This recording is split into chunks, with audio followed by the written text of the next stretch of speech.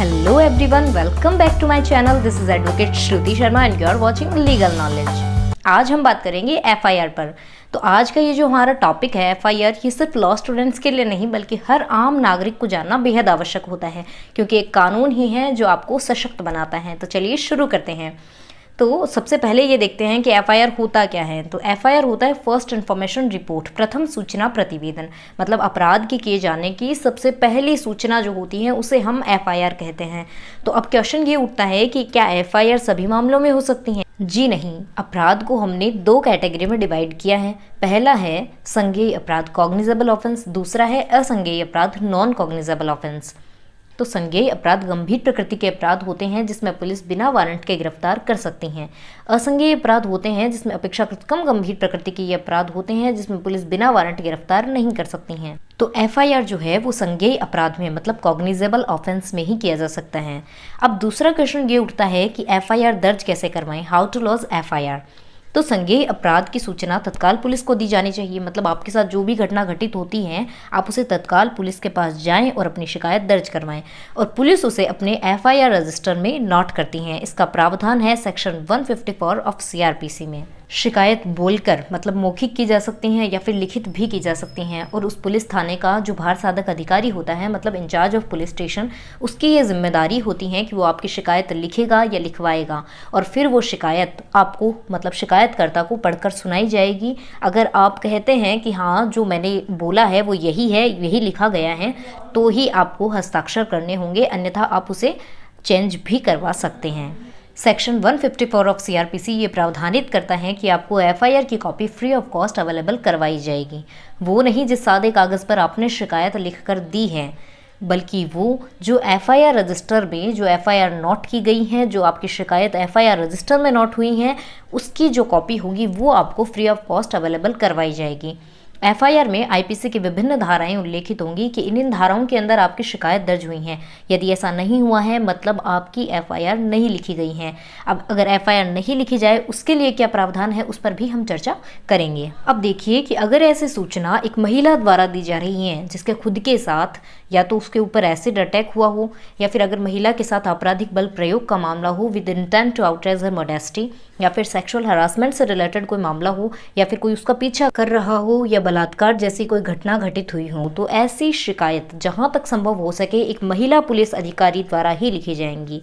और एक बात और कि अगर कोई परमानेंटली या मेंटली डिसेबल हैं तो उसकी इन्फॉर्मेशन उसके कन्वीनियंट के हिसाब से जहां भी वो रहते हैं वहीं जाकर लिखी जाएगी और उसे रिकॉर्ड भी किया जाएगा। अब देखिए ये कोई ज़रूरी नहीं है कि एफआईआर उसी थाने में करवाई जाए जिसके अंतर्गत ये अपराध घटा है।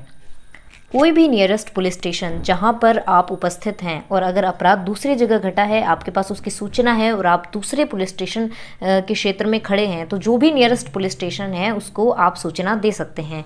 यदि अपराध उस थाना क्षेत्र में नहीं घटा है जिसमें आपने सूचना दी है तो भी पुलिस उस एफआईआर को नोट करेगी, और ऐसे एफआईआर को कहते हैं ज़ीरो एफआईआर, और उस पुलिस स्टेशन को भेज देगी जिसके अंतर्गत ये अपराध घटित हुआ है। अब समझिए कि कोई आम आदमी पुलिस के पास गया और उसने शिकायत की।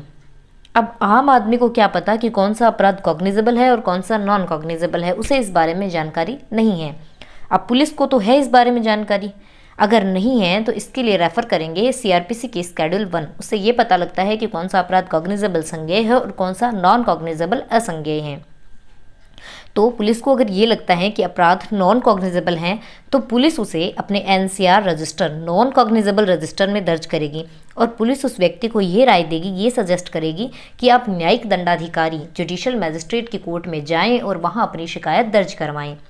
तो असंज्ञेय मामलों में पुलिस की जगह सीधे मजिस्ट्रेट ही शिकायत दर्ज करता है, और इसकी परिभाषा हमें मिलती है सेक्शन 2D ऑफ सीआरपीसी में।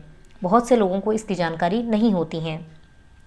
और कॉग्निजेबल ऑफेंस के अंदर पुलिस जैसे चाहे वैसे इन्वेस्टिगेशन कर सकती हैं, कोर्ट की परमिशन की या कोर्ट के ऑर्डर्स की उसको कोई आवश्यकता नहीं होती है। अब तीसरा क्वेश्चन ये आता है कि अगर पुलिस आपकी एफआईआर दर्ज नहीं करती हैं तो फिर क्या किया जाए। तो यदि आपकी एफआईआर नहीं लिखी जाती हैं तो सेक्शन 154 ऑफ सीआरपीसी का पैराग्राफ 2 आपको ये अधिकार देता है कि आप इसकी शिकायत अपने संबंधित एसपी को, सुप्रिंटेंडेंट ऑफ पुलिस को कर सकते हैं, और उन्हें उसकी सारी समरी लिख करके शिकायत में भेजें।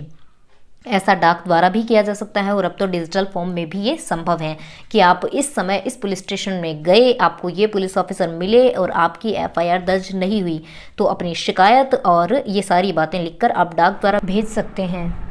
और या तो एसपी खुद इसके इन्वेस्टिगेशन करेगा या करवाएगा। तो जो इन्वेस्टिगेशन करेगा उसके पास उस पुलिस स्टेशन के इंचार्ज के सारे राइट्स अवेलेबल होंगे। अब आता है हमारा आखिरी और इम्पॉर्टेंट क्वेश्चन कि अगर आपके खिलाफ कोई किसी ने झूठी एफआईआर की है तो फिर क्या किया जाए। तो इसके लिए 4 कंडीशंस अवेलेबल हैं। पहला है कि अगर आपको पहले से पता है कि आपके अगेंस्ट एफआईआर होने वाली है तो आप एंटीसिपेटरी बेल, जो कि सेक्शन 438 ऑफ सीआरपीसी प्रावधानित करता है, उसके लिए अप्लाई कर सकते हैं, जिससे कि आप अरेस्ट ना हों। आपने बहुत सारी मूवीज़ और ड्रामाज में ये देखा होगा कि अगर कोई पावरफुल पर्सन है और उसे अरेस्ट करने पुलिस आ रही है तो वो पहले से ही एंटीसिपेटरी बेल लेके रखते हैं, जिससे कि पुलिस उन्हें अरेस्ट नहीं कर पाती हैं। दूसरी कंडीशन ये है कि एफआईआर भी हो चुकी हैं और आप अरेस्ट भी हो चुके हैं। तो इस सिचुएशन में आप रेगुलर बेल के लिए अप्लाई कर सकते हैं, जो कि सेक्शन 437 ऑफ सीआरपीसी प्रावधानित करता है। तीसरी कंडीशन ये है कि सेक्शन 482 ऑफ सीआरपीसी के अंडर आप हाई कोर्ट में एक एप्लीकेशन लगा सकते हैं कि आपके खिलाफ जो भी झूठी एफआईआर हुई है उसे कॉश किया जाए, उसे रद्द किया जाए। और फोर्थ कंडीशन ये है कि आपके अगेंस्ट एफआईआर भी हो चुकी हैं और सबऑर्डिनेट कोर्ट में आपके अगेंस्ट केस भी चल रहा है, तब आप अंडर आर्टिकल 226 हाई कोर्ट में एक रिट पिटिशन फाइल कर सकते हैं कि आपके अगेंस्ट हुई झूठी एफआईआर को रद्द किया जाए। और यहाँ आप इस रिट के जरिए हाई कोर्ट से ये भी रिक्वेस्ट कर सकते हैं कि आपके अगेंस्ट सबऑर्डिनेट कोर्ट में जो केस चल रहा है उसे भी प्रोहिबिट किया जाए, उसे भी रोका जाए। मैं उम्मीद करती हूँ कि आपको इस वीडियो लेक्चर के अंदर बहुत ही काम की जानकारी एफआईआर के बारे में प्राप्त हुई है। Thank you. Have a nice time.